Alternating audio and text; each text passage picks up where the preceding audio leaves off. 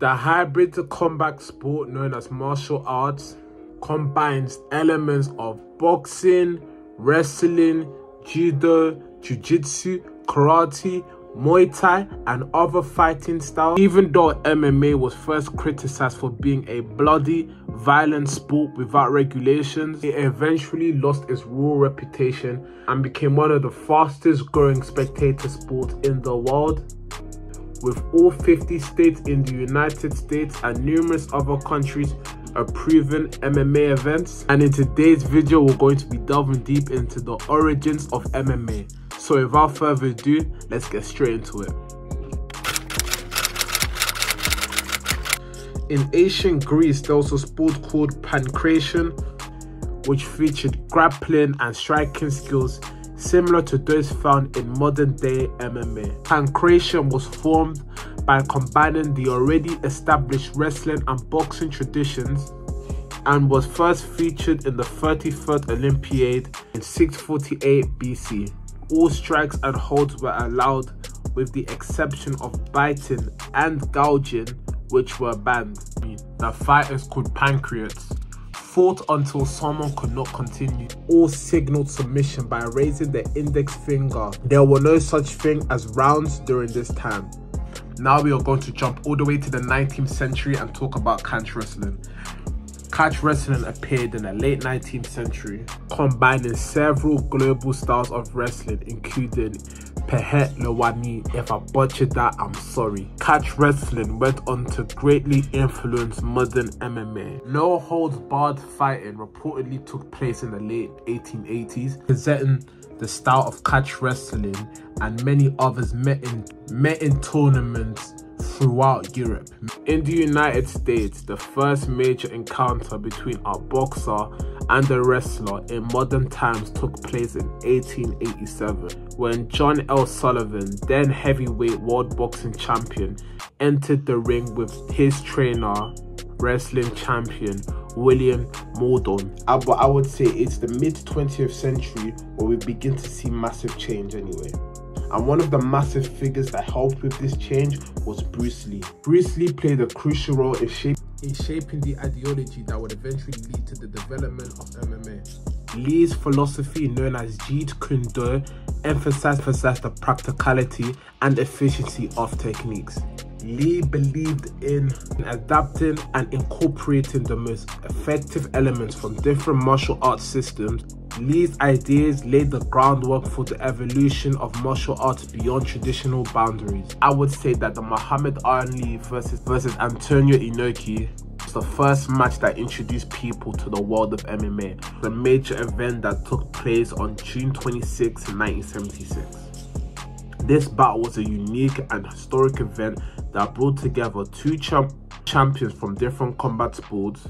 The match itself turned out to be somewhat awkward and an uneventful spectacle. Inoki spent much of the bout on the mat using leg sweeps and kicks to keep his distance from Ali. Ali in turn was very hesitant to engage with Inoki on the ground.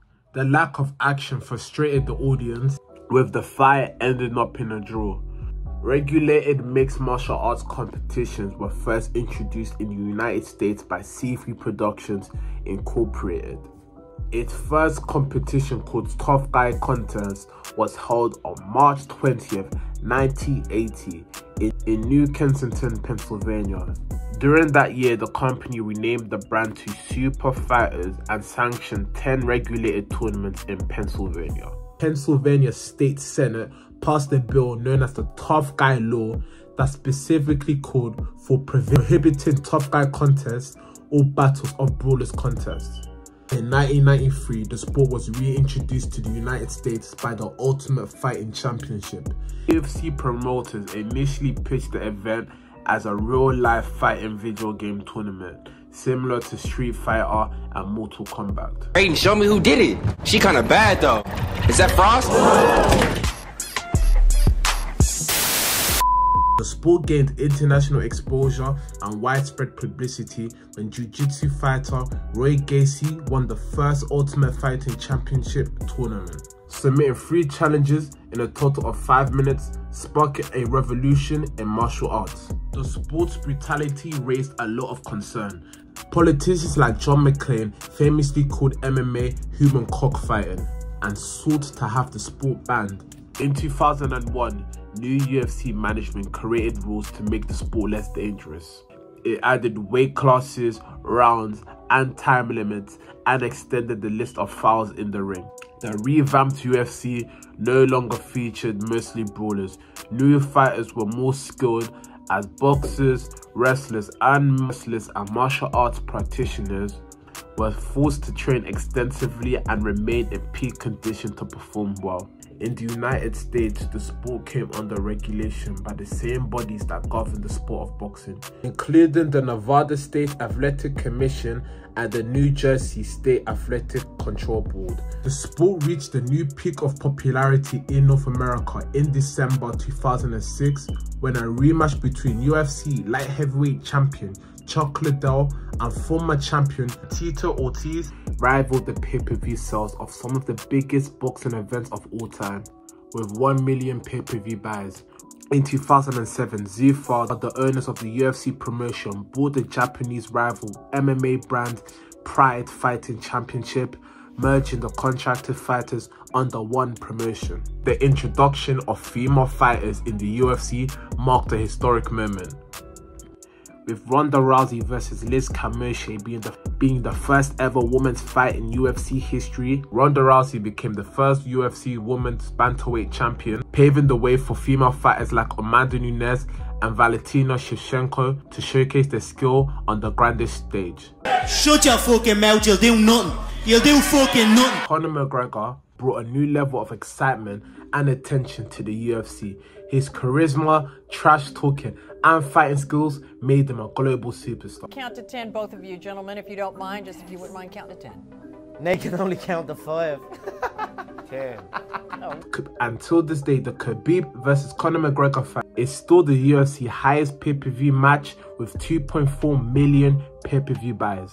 Apart from the UFC, there are several other MMA promotions worldwide, each with its unique fighters, events, and championships.